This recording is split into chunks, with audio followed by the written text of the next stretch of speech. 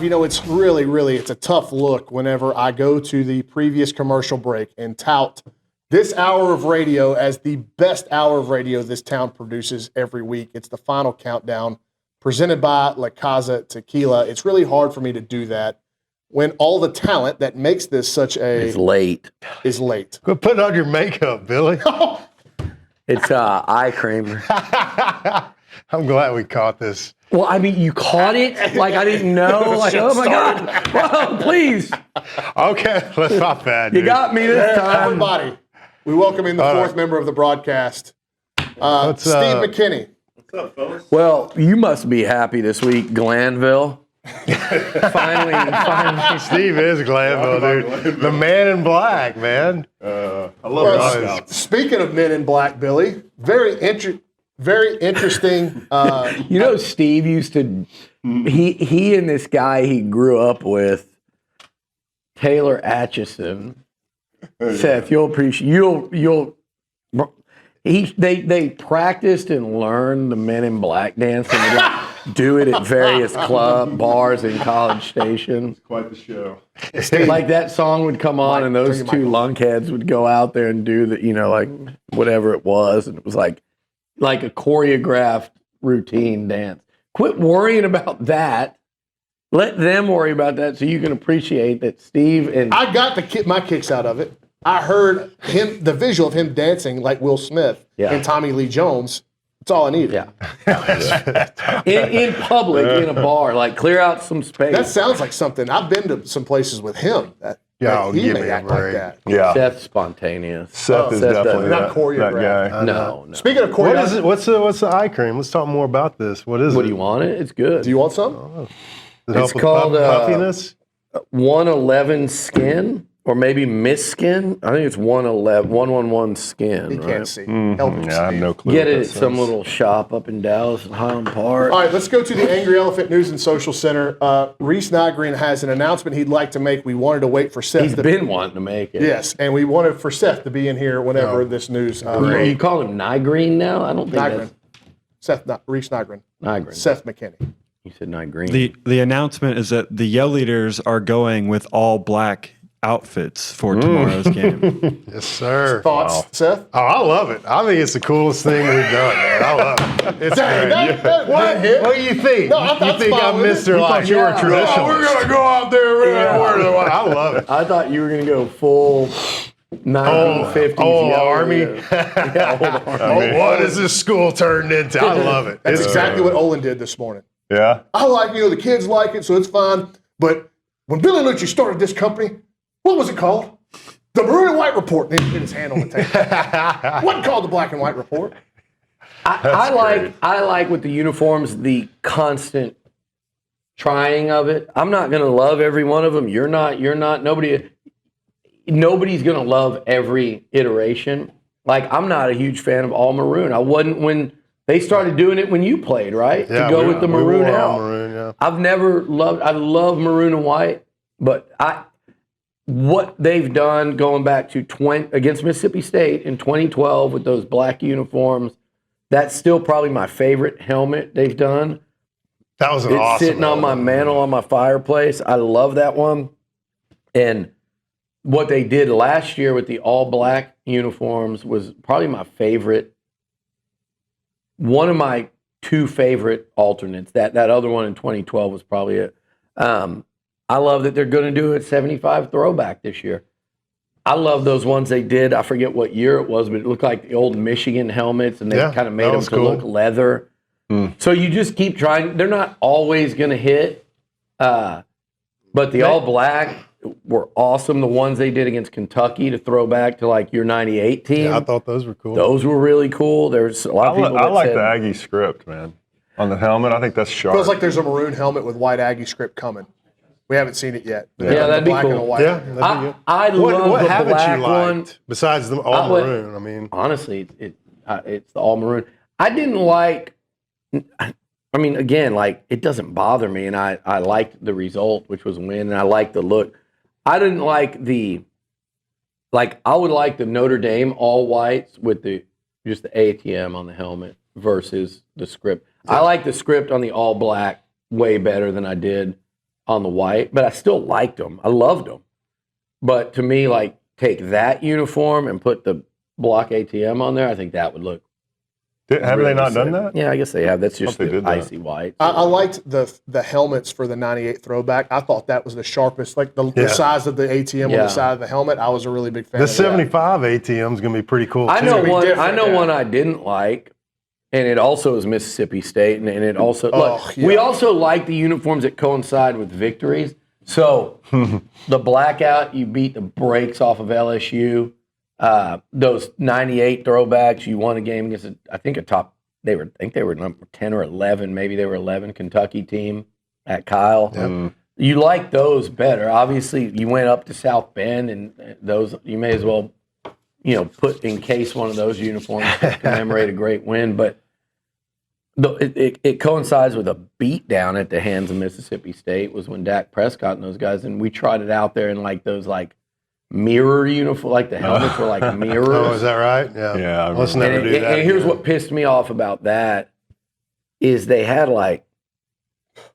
was it State of Texas State on of the Texas, jersey? On the silver, pant? yeah, like chrome silver. That was the worst thing they ever did, and they got paid back for it with a smackdown. So yeah, you can't completely mess it up, but I get what Olin's saying. But I think our fans, I'm proud of the fan base in general. That it's not just the young people. I feel like everybody has embraced the idea of the blackout. They've gotten into some alternate uniforms because I don't think Elko and them are going crazy with it. They're not. They're just, hey, let's make the script Aggies an alternate thing that we occasionally do. That's cool. I think that's different. It's fun. I love it. I mean, you got to have something to talk about each week on that. I mean, something else besides the game, and I think that's great, man. players like it. Gets the media, social The media, recruits, players love Social it. media, NIL, all recruits, that stuff. the I mean, fan it base, matters, man. the fans wait each week to see what you're gonna. It's all I about like the branding, release of- marketing. Yeah. I mean, you got Create to excitement. You got to be present on social media. You got to give them something to talk about. The guy with the golden arches. Exactly. He gets it. You got to understand But it marketing. is. The Big Mick. A lot of people are doing a really good job. A lot of people are doing a really good job over there when it comes to uniforms, along with Adidas. Let's give them credit too, because people always want to do the Nike Adidas thing, but I think they've done a good job with A&M uniforms. Before we look ahead, we always like to look back a little bit. Texas A&M beats Auburn 16-10 last Saturday at Kyle Field. Penalties a major story. You two guys know a little bit about holding penalties. I don't know much at all. Seth, maybe? I don't know. But Steve, we'll start with you. Just overall takeaways from a game that, as we've said millions of times, the scoreline didn't properly indicate the flow of the game. Yeah, I mean, I think we can all agree with that. I mean, I think as you're watching the game, A&M really controlled the game on both sides of the ball for the most part. And the penalties were certainly a problem because they brought back so many big plays and killed so much momentum in a lot of the drives. But in my mind, those are things that can be cleaned up. These are just, a lot of times you're going to have technique errors, maybe fundamental errors that kind of lead to these penalties. You get your head on the wrong side of a guy, you end up holding a little bit, you get called for it. 9 out of 10 games, they're not even calling that. All of a sudden now they're calling it. Yeah. So you got to adjust to it. If they're going to call it, you got to fix the problem. But we're certainly capable of doing it. And I don't think, hopefully moving forward, that's not something that holds us back. Well, very rational, reasonable, well thought out answer built on experience. And it's what you would expect from a former offensive lineman that played at y'all's level. But I had one guy come in here after the game, and he was like, we officially got a penalty problem. And it's a problem. We've got it. Welcome to the world of having an issue. Who's that? It was like? a penalty problem. I came in. That was my first. That was my first thoughts. Before you go on, let me game. ask you this. This is why I was going to ask you seriously. I'm not like panicked about it, but They're 133rd in the country in penalties. yes. So that's all I meant. I'm joking with Seth. You were, as you take this way too seriously, you were when you immediately walked in from the stadium. Right. I told you I'm going to bring this up Friday. That's fine. But it is an issue, no doubt. Elko said they tackled it and addressed it as much as you can do only so much till you go into the game. But my real question is this.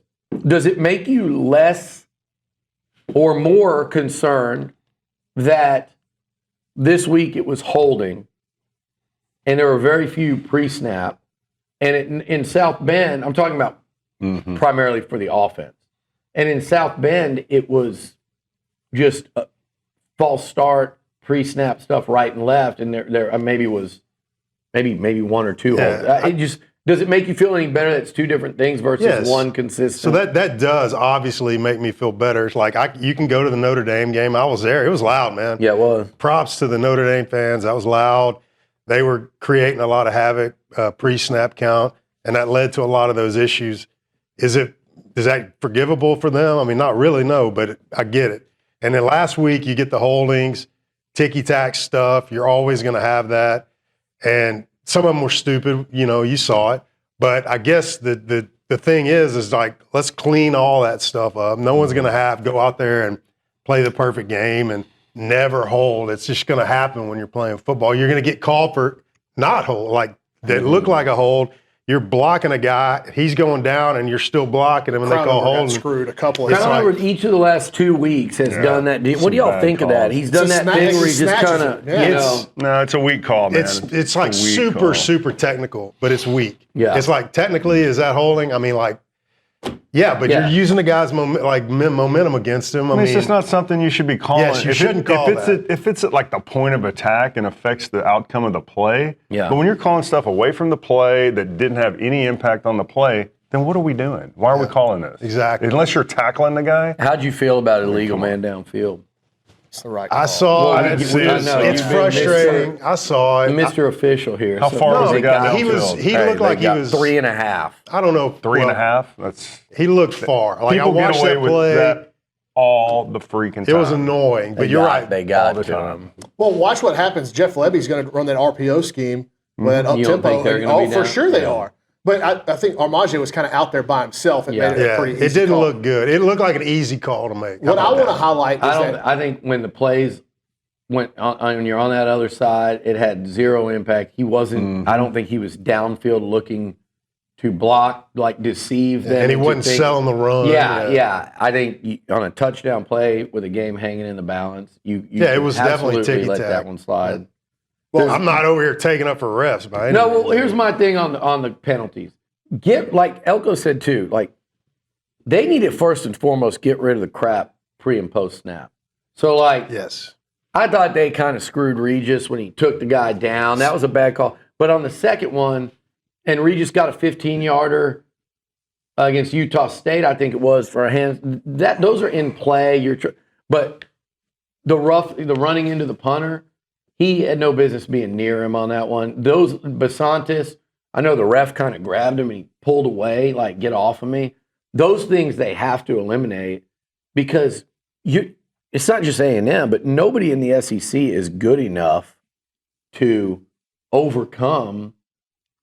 You can't give stuff back. That's, Billy, that's how you lose games. The league has a penalty problem. Well, for sure. So don't beg them. There's 10 teams from 100 or worst in the country. 10 teams in the SEC rank 100 or worst in penalties per game. And Texas is right outside of that at 98. Yeah. Last year, Reese looked it up. There were 6 teams at the end of the year that were 100 or worse. Now we're all the way up to 10, 11 if you want to count Texas at 98. Wow. That seems to me like there's been a mandate set. To throw more flags. Yes.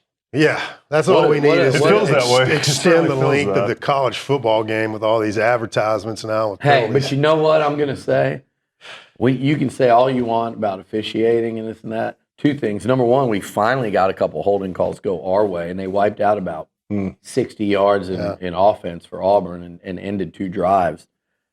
But the second thing is, still on Marcel's scramble in South Bend, and then on the last play of the game, the fact that we got no flag calls, and that was like, hey, we're going to get you back on this one. We've been screwing you guys for a long time. Well, it's almost like a coin flip. We'll every take play. it. Yeah, I'll take sometimes that the coin one for comes sure. up on your side. And the final countdown with Steve and Seth McKinney, presented by La Casa Tequila, raised in Aggieland and rooted in the SEC. Ended the last segment talking about the penalties. We want to close that book, but one thing that I think has been encouraging about this team, Seth, is that even after the penalty, Then you have the interception. Auburn scores. So it goes potentially 20-3 to 13-10.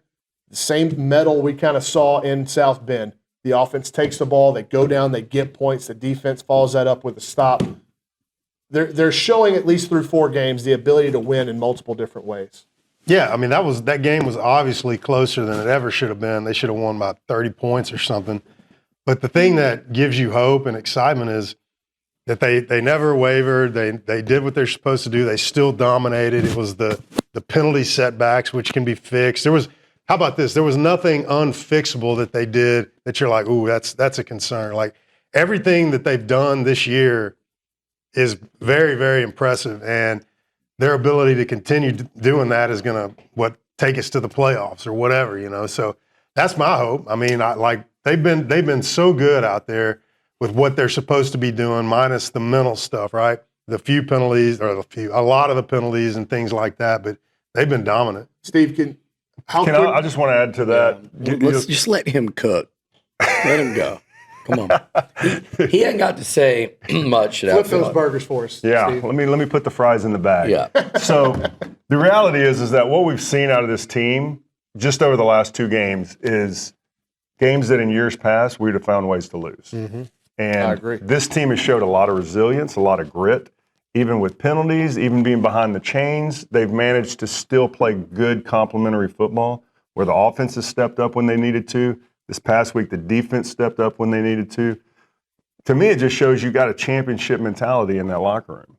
It sounds like you've got a team that's ready to fight through any situation to give yourself a chance to win. So that's encouraging, man. You know what else I think is It's all right. Okay, Did that mic kind of throw you off? You know what You're else? fighting with it, yeah. You know what else I think is championship medal in this locker room, but people don't talk about it enough. Like Torian York was like, it was very personal to me. It was very personal to us. What's so personal about it if you're playing Auburn? You know what it is? They beat you last year. Mm-hmm. And you don't want to talk about that. And, in sports nowadays, it's like, oh, it's one team, it's the next team. We don't want to. I want my team to say, hey, Cam Coleman, you went for 7 for 128 and 3 touchdowns against us last year? I want to shut your ass down this year. I don't want you to come in my stadium and do anything. And if you're Torian York and you say, you know what? Our offense got us the lead at Auburn last year with 4 minutes left, and we couldn't keep you from scoring. We couldn't win the game. Put us in that position again this year. Please, coach. We're good. And we're going to stop you not once, not twice, but 3 times. You're going to gain 1 freaking yard in the 4th quarter. So whatever you thought you did last year, you thought you were going to come do that again? Hell no. And I love the fact that they paid back Auburn and they went and paid back Notre Dame. That to me, I mean, I'm not saying they're on some revenge tour and they should focus on that. But that to me tells me like this is a team that understands like, hey, take that crap personally. But you put a need chip that. on your shoulder. You need that guy. And I love that it's coming from Torian York, the leader of that defense. Because you need somebody, it's a long season, it's a grind, the days are long, you know what I'm saying? And you need a reason to keep you motivated, whatever that is. Like, go back to the Jordan documentary, man. He could just say the littlest thing to him and it just sets him off. It's like, that's it, you know what I mean? So guys need that. But I don't like teams that hide from that.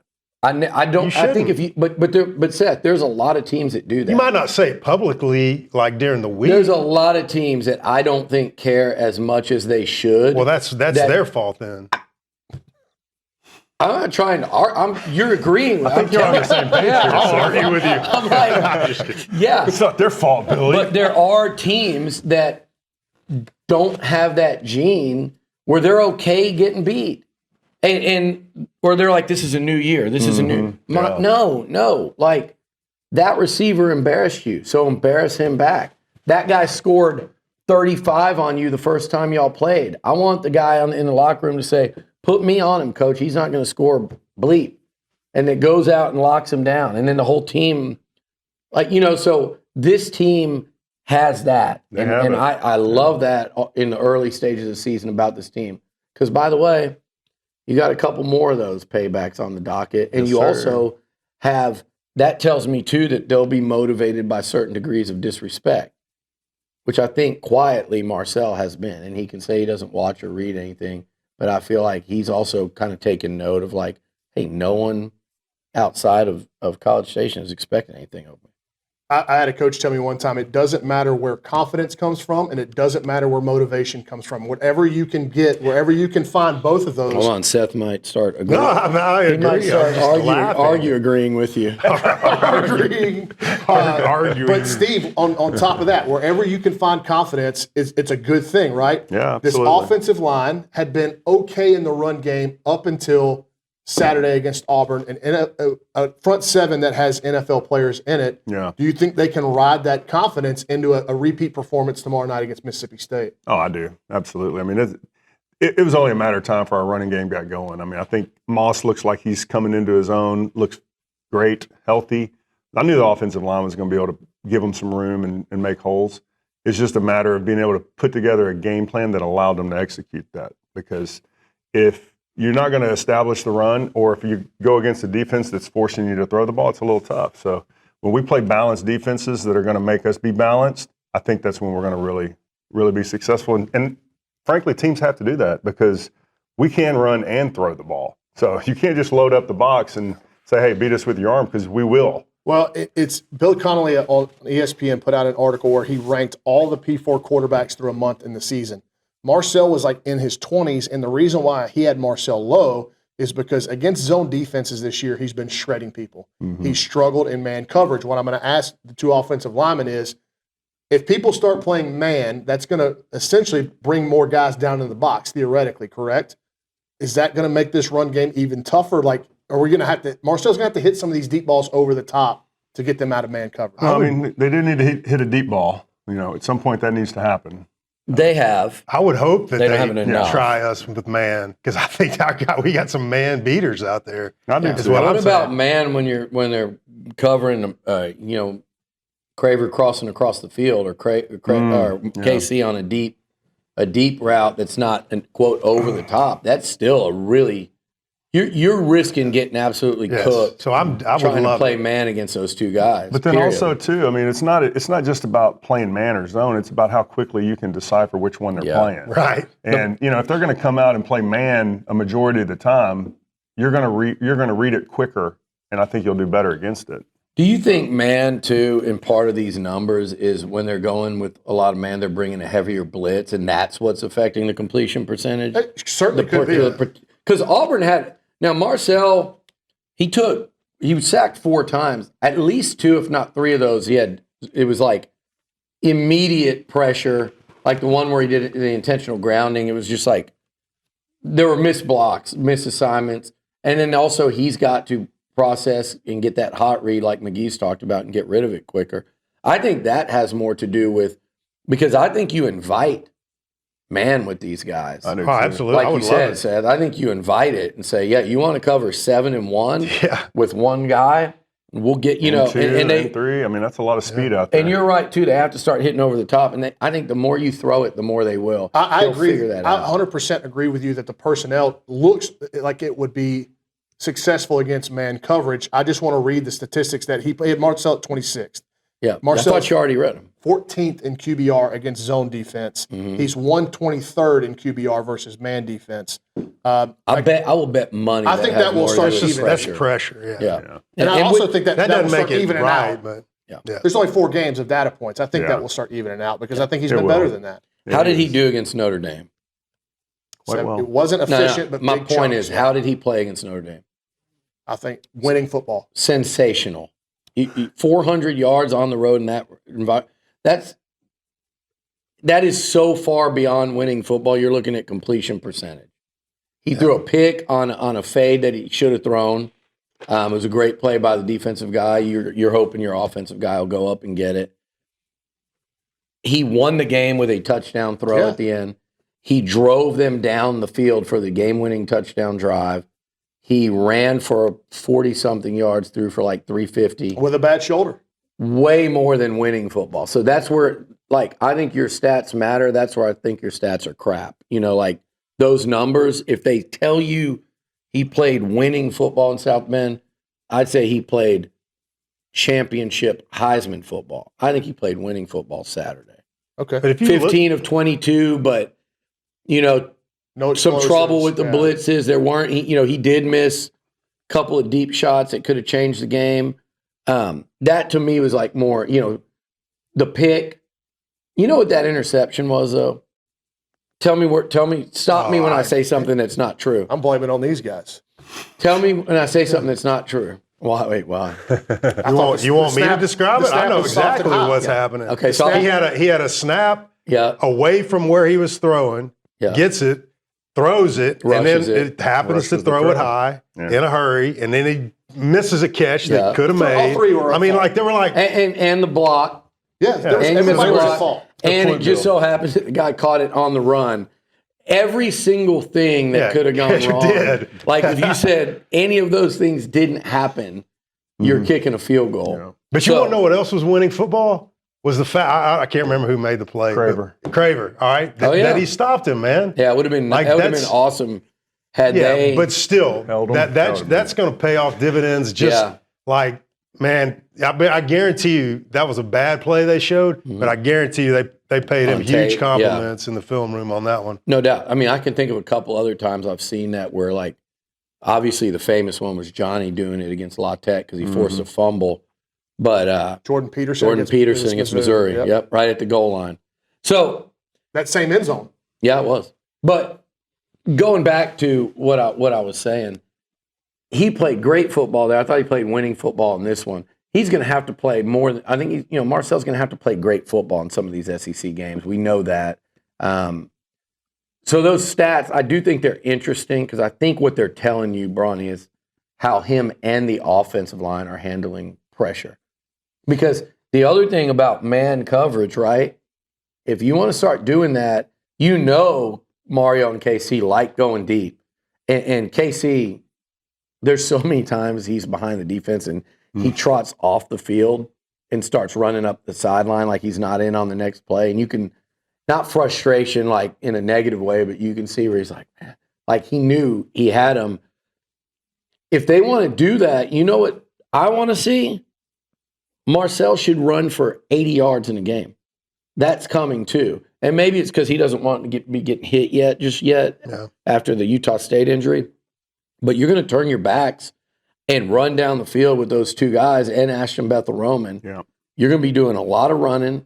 And number two, your back's going to be turned. And I would love to see Marcel just take off and go. All right, when we come back, we're going to start picking some games. One of my favorite segments is listening to these guys haul back and forth, and we'll go over the standings. Olin Buchanan, very interesting stat for you guys at the desk.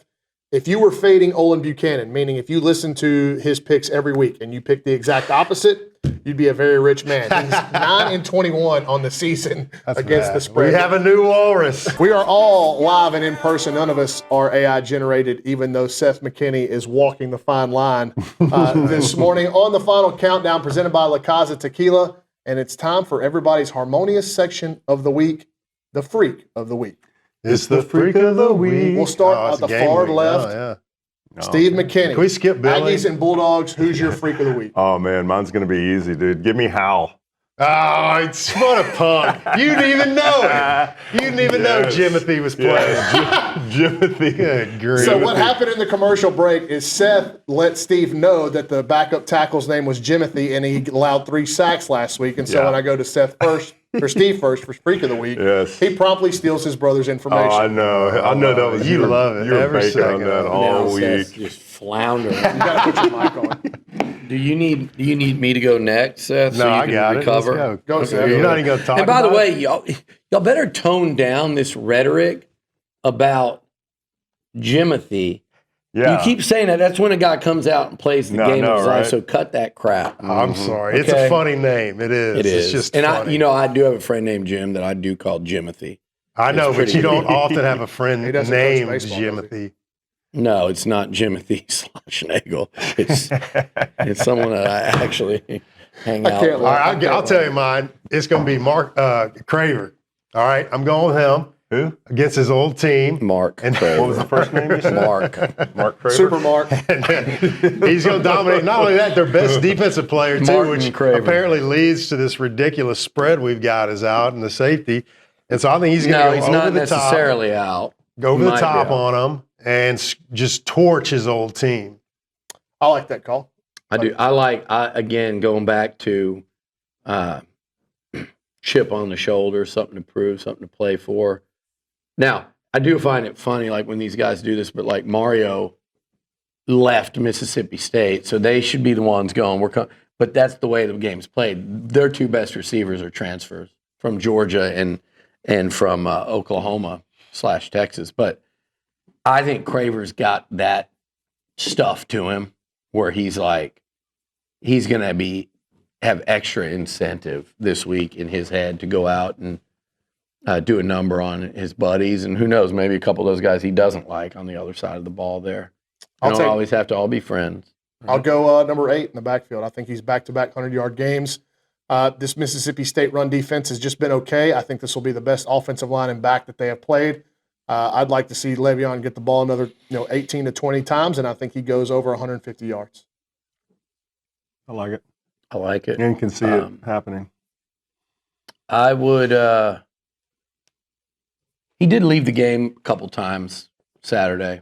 He did like limp off the field. That's why Amari had a dozen carries in that one. Some people ask for status. You know what I mean? Yeah, I think the backfield. Hold on. Do we want to talk about that? We can air that out publicly now, or do we want to keep that kind of our thing? You could say it. It's funny. Okay, story. so Billy cannot stand people texting during football games. If you're one of these people that are out there and you listen to this show, if you text Billy during the game, he gets Please pissed. text him during the game. I'm begging No, you, and just for me. listen, you're not one of these people, but there are certain people that, like, if there's a big play and there's a text and I happen to look, like, before the snap, I've got, like, it might not be true, but in my head, I've got documented years of evidence proving that if this idiot friend of mine, there's a couple of them that, like, if that person texts you right before a big play, 100 times out of 100, it's a negative play for A&M. Mm-hmm. So if I look up and I go,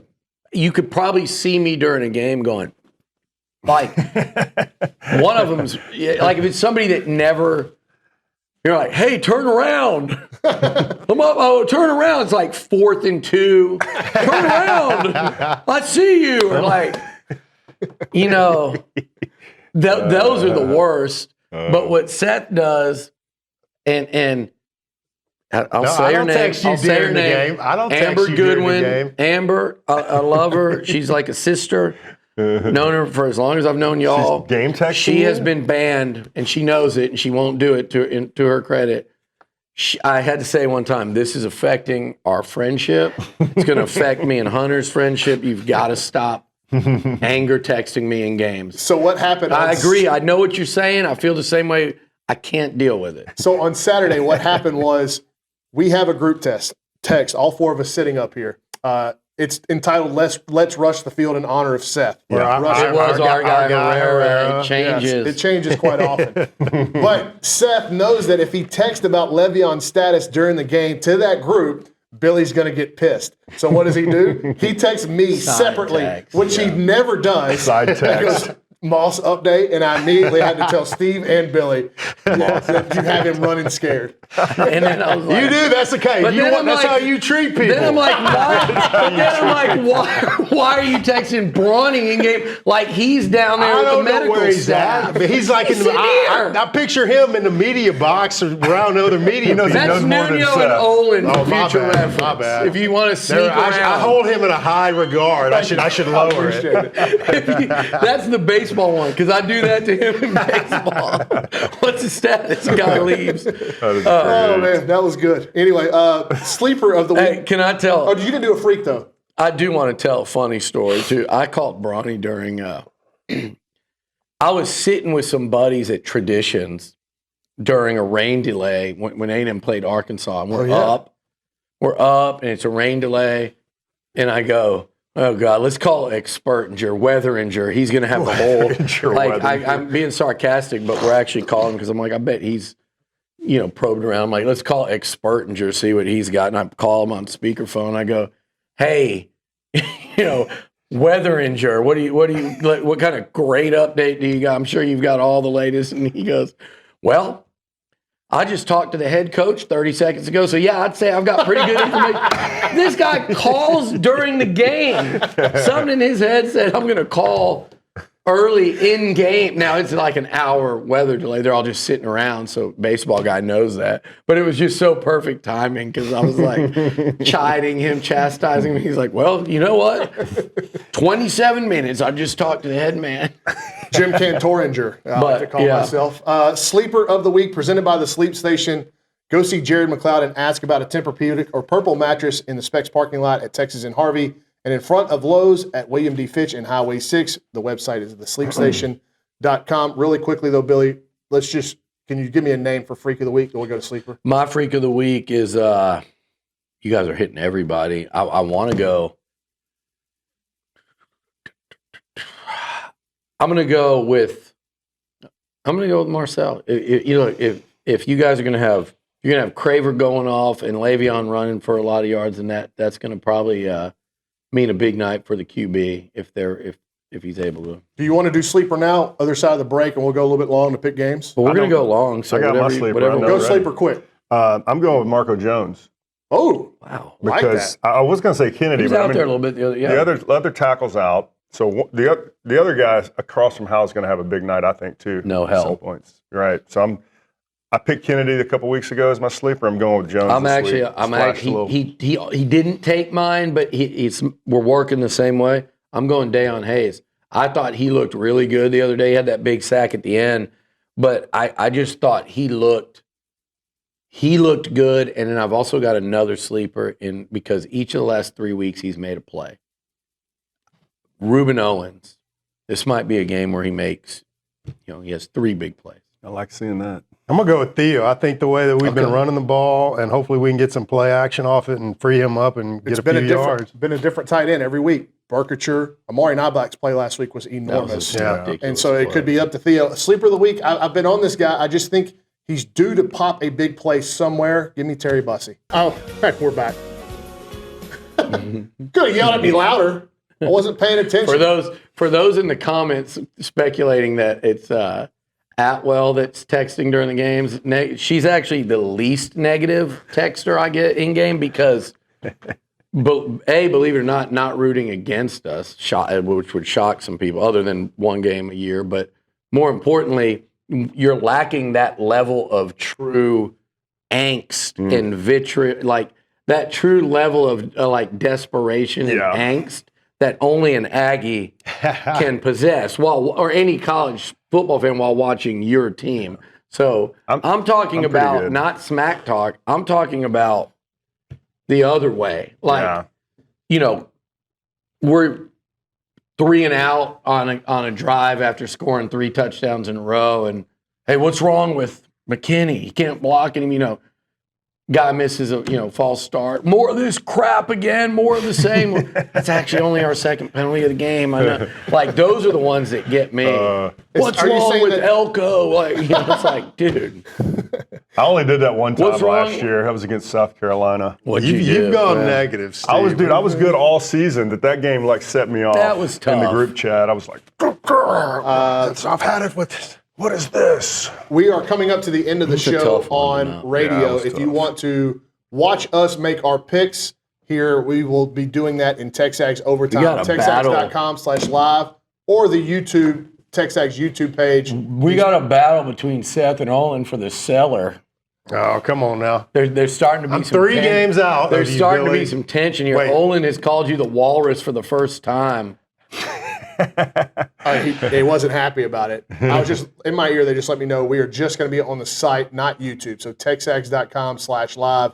If you're listening to us on the radio or on the YouTube stream, go over to TexAgs.com/live, where we will do TexAgs Overtime, presented by the Rogue Shop. If you are having issues sleeping or staying asleep, Rogue Shop's THC and CBD gummies can and will help put you to sleep, or not text Billy during a game.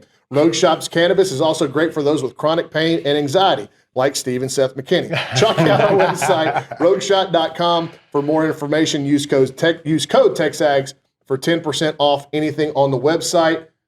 Seth, I do want to compliment you again for being much better with the sponsors now than you were in week one. You've really taken to coaching and improved. Thank you. Way more We complimentary. have two bottles of La Casa the ridicule, tequila. the undeserved ridicule. We have the Reposado here on the desk, as well as both Reposados here on the desk. But we've got two bottles now. We also thank La Casa Tequila. If you've been tuning in all week, we appreciate it. David will be back on Monday. Stick with us here. We are about to kick it over to Reese Nygren in the Angry Elephant News and Social Center because we got to go over some records. Let's start from the bottom and work our way up because I want to get a little bit of laugh here. Yeah, so at the bottom is Olin Buchanan with a 9-21 record on the season. Owen. Wow. Embarrassing. Whoa. Wow. Golly. Here we go. He's about to. The birth of a feud. I know. I like it. That door's going to sling open. Seth versus OB here. That door's going to sling open, and that limp's going to come in here wanting his pound of flesh. Now you're taking shots at him. I wasn't I calling never it. took a What did you shot. say? I said he has a limp. I wasn't talking about anything You else. said the limp, by the way. limp. You called him the limp. Yeah, you coined him the limp. We heard Okay, you. sorry. I'm Reese. Team OB here, and I'm going to tell you what just happened. You guys just lit a fire under him. He's going to turn it around. He's going to start studying. Actually Hey, trying. You were catching more grief about your Ben Franklin glasses the other day from C-Rod, and the reason why, and he's right, we're driving through Yellowstone and going on these switchbacks like that could just one wrong move and it kills you. And Seth's got a thing of sunflower seeds in his lap, and I'm looking off of a literally like thousands of foot drop, and I'm like, you could lean out the window and see it. And I look over at Seth, and he's got like these little spectacles sitting on the tip of his nose, like trying to read the map. And then he's got like a thing of sunflower seeds getting half fallen It was a long asleep. day. That was Yeah. 16 hours of And driving. he's like, and I'm watching him because I'm like, he's trucker. tired, dude. He's like not talking. And there's trucks coming the other way, and we're on the and I look and those glasses just keep falling down his lower nose. and lower. Would you have rather have him driving in that scenario or you? no, I know what I would rather. I'd rather have me I drive. would definitely not want me driving in there. No. We would not be sitting here today. D.A. Powell in the YouTube chat said, Walrus, ha ha ha, OB is the meerkat, if so. Wow. Meerkat. Meerkat. He's All just right, popping up each week after a bad week of picks. Groundhog. Quite frankly, Call him the prairie all dog. right, Reese, resume the rankings here. Steve and Seth McKinney are tied at 14 and 16 on the season. You were 2 games down last week. All of that, and you're Climbing back up. Trying to separate from OB a little. And then Billy is in first place with a 17 and 13 record. And where's Nuno? Nuno is 13 and 17, so in between the McKinneys and Olin. He's a cellar dweller. You don't want to lose to Nuno in this pick. Don't let him see that. Please, nobody relay that to him because it'll affect him actually way more than just don't. But you don't want to lose to Nuno. Yeah. Where Caroline Fenton's bringing up the cellar, right? Yeah. Or is Olin? Olin is he's all the way. He's the cellar. He's in The true seven. cellar. 9-21. All right, let's pick some games this week. All right. The first game is where Basement College Game Day weekend. is headed. Number 16 Vanderbilt heads to Bryant-Denny to take on number 10 Alabama at 2:30 on Saturday. Bama is 10.5 point favorites. 10.5. Yeah, I'm going with Alabama. I'm going to be a Pavia hater. I think Alabama is going to take it to them. I think there's a really strong chance of that. They were mightily embarrassed last year at Vanderbilt. But, man, Vanderbilt, they're actually a good football team. So I think they are going to cover that. I think they keep it within 10. I do too. I like Bama. I actually picked Vandy upset yesterday. I think I'm going to, for the purposes of staying on top, it doesn't matter, but I'm kind of going to walk that back. But I definitely like, I like Vandy to cover. I think that Vanderbilt offense is, if you watch them, it's one of the best offenses in the SEC, in my opinion. They're really good. I think they'll score on Bama. They'll challenge Bama a lot more than Georgia did on offense. I do worry about Vandy's defense. I watched them just give up 35 to Utah State. That was a letdown afternoon, though. I like Vandy to cover. I have been waffling back and forth. I don't like the number that much, but if I were betting my money on this, I don't want to be on the side of having to pull for Kalen DeBoer and Ty Simpson to cover. I'd want to be pulling for Diego Pavia late in the game. That's why I'm picking Vanderbilt. It has nothing to do really with feel for which way it's going to go, but if I was laying money on the line, I want to be betting on Pavia. Yeah, that'd be fun. That'd be a fun fourth quarter watch if I had that. Next game up is a Big 12 Lone Star showdown as the number 11 Texas Tech Red Raiders head to Houston to take on the Cougars at 6 o'clock on Saturday. Texas Tech is 11.5-point favorites. I am pulling for Connor Wigman. I'm interested. I'm going to take Houston. Sounds you're making. I'm going to have to take Houston to cover this. You taking Houston? Yeah. Good choice. That's who I'm picking Houston to cover as well. No way. Yeah. I'm pulling for Connor. I'd love to see them win. Here's my problem, and I said this the other day. Aren't they playing their backup quarterback? Doesn't matter. No, but that guy was threw for a bajillion yards at Hutto. He looked really good against Utah too. I'm going with Tech. Here's why. I don't think Houston can block for Connor, and Fritz can dial up all he wants to help dance around that, but I don't think they can block those dudes up. I'm going Tech. I regret my pick, but I'm sticking with it. Okay. I also think I'm sticking with mine too. U of H, when those fans get excited, that's a tricky, tough place to play. It's small, it gets loud. It's just kind of, it creates this you're kind of stepping out of the environment that you're like at Jones Stadium, going and playing that game at Utah. It kind of feels like, it kind of reminds me of I don't know if you guys played places like that in the Big 12. Maybe you're going from playing Kansas Oklahoma State. and Nebraska, and then you're at Ames, Iowa or something. Yeah. It's Oklahoma State before they expanded or something. Yeah. are we forgetting what Texas Tech did to Utah, who has two potential first rounders on the offensive line? Yeah. No, I'm not. That's why I I said haven't that. forgotten. I just think that game kind of got away from Utah because they were keeping it close there. But they still got most of it. Utah's quarterback sucked, Yeah. and they realized he can't throw, and so I think it allowed them to play that one way. But yeah, they were impressive. And still. also, I think outside of the tight end, Connor is very limited in pass catching targets at U of H. yeah. The By the way, kid- Olin just said, "F all of you." He spelled it all out. Rotten kids. Rotten kids. We are a bunch of rotten I haven't heard kids. rotten. in Okay, a you while. two are on the Cougs, and me and Billy I'm are on on the the Red Cougs. Raiders. Let's All do right. it. The next game up is a big-time ACC battle between number 3 Miami heading to Tallahassee to take on number 18 Florida State at 6:30 on Saturday. Miami is 4.5-point favorites. Yeah.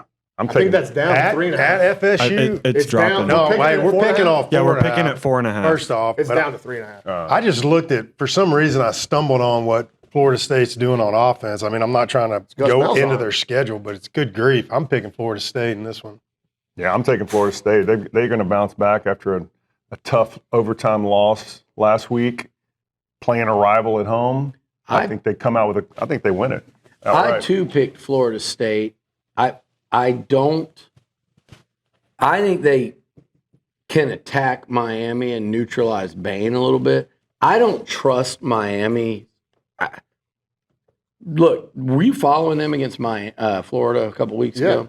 They had Florida had any offense at all, they lose that football game. They were in an absolute dogfight. Florida State at home coming off a loss. That's why that line is what it is. But now I'm changing my pick because I want to pick up a game on them. I'm going to go with Miami in that one. I'm going with Miami because I think the Tommy Castellanos roller coaster has some very highs and some very low lows. I think we've seen the very high against Alabama, and he was pretty good last week against Virginia. They scored points. I think if I were making a list of the best players in this game, 4 of the top 5 might be on Miami's roster. I mean, I haven't done a super deep dive. I just think they're the better overall club. They now, are. Now, here's the thing. In that series, what have we seen in history?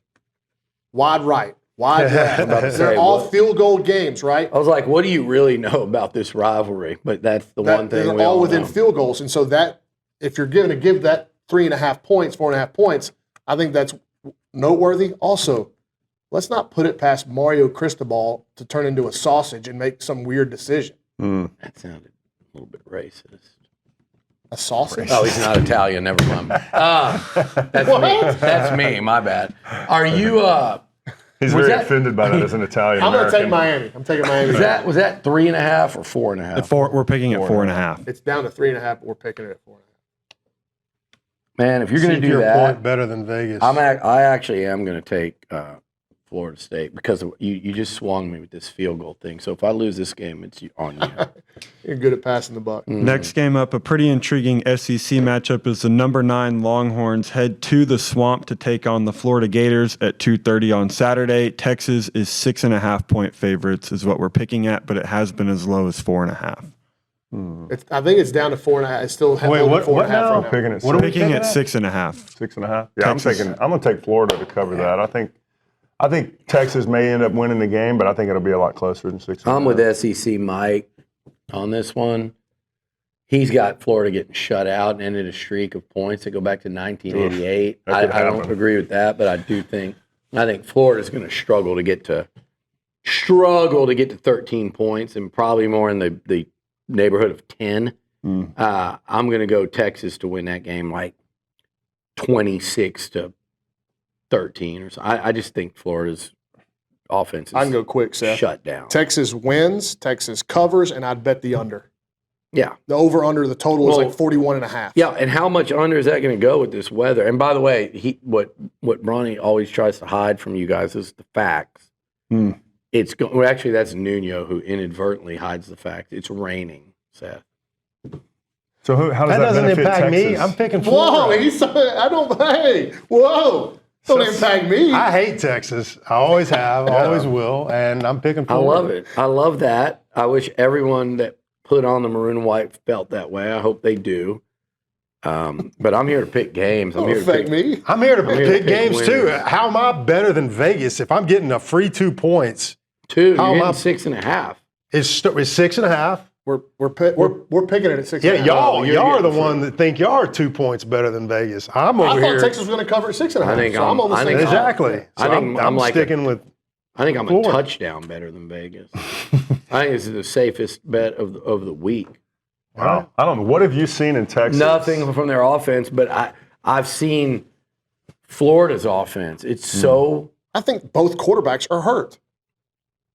I think personally- Arch is. No, but don't be trying to we know- retrace. Who's we know- next? No, I'm not changing. I'm not changing. I just think Florida's offense. Do I think Texas's defense is like, oh my God, no one can move the ball and score them? I think Mississippi State will. I think A&M will. I think Vandy will. I don't think Florida will or can. I think this is the best defense Florida's faced. Or even if they're not, they scored 7 against Miami. They scored, 10 or 13, 10 against LSU. So even if you want to say Texas' defense aren't world beaters, which I agree, but they're really good. And if they're on that same level, I've got 8 quarters of evidence. Hell, I've got 12 quarters of evidence because South Florida held them to 16. So 16, 10, and 7 against the 3 quality defenses.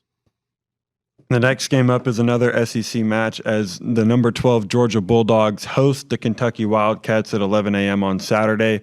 Georgia is 20.5-point favorites. Goodness Lord. Yeah, I'm going to go with Georgia on this. I think they're just going to kill them. 20 and a half, man. 20 and a half. They're frustrated. Why are we even after picking last games with week? these kind of Because spreads, man? it's a weak slate this week. Quit getting on Reese, Steve. I know, He's over man. here. I didn't pick these games. Oh, never mind. Exactly. Shoot the Whoever messenger, why don't you, Steve? I mean, I'm not hollering at Reese. I'm just these 20 and a half spreads. Like, what am I supposed to do with that, Seth? Guess. Like All right, give me Georgia then. I'm going to Kentucky take Kentucky. sucks. In the last, I am going too. back till 2018, Let's go back to last year. Georgia has beaten Kentucky by more than 20.5 points exactly one time. And read some of them scores, brother. Actually, twice, 21-0 in 2019. Here's the scores. Last year, 13-12 Georgia, 23, 51-13, 16-6, 30-13, 14-3, 21-0, and then 34-17. Yeah. I like Kentucky to cover. That's too many Georgia. points. Give me Kentucky. Yeah, and I like Georgia to handle them, but I like Kentucky to cover. I also like the under in that game.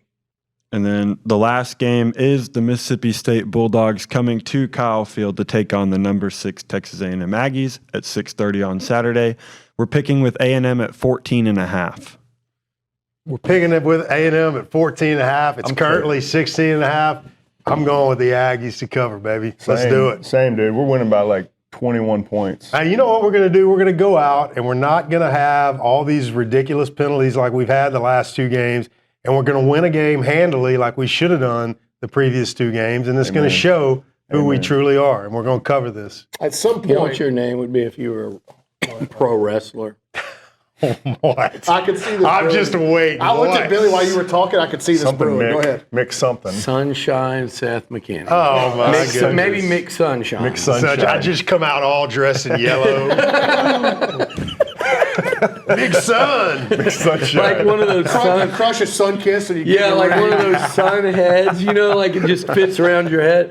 No, I love A&M to win the game. I think I think they're going to win like one SEC game by this amount of points, and I don't think it's today. I think it's just going to be like a Missouri game last year where they just come out and it's just the matchup sucks for the other team, and they caught the Aggies on the wrong day.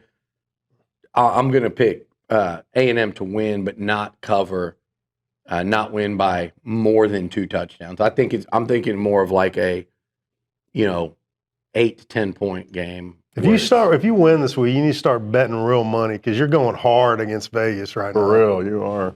I'm going to take Texas A&M to win and cover. I think it could be 38-21. Like you said, Billy, somebody is going to catch this team when all elements are hitting, and it's going to be a rough day because I think this is a good football team. I think Texas A&M has a legitimately very good football team. I do too. And I think they're starting to believe that in that locker room.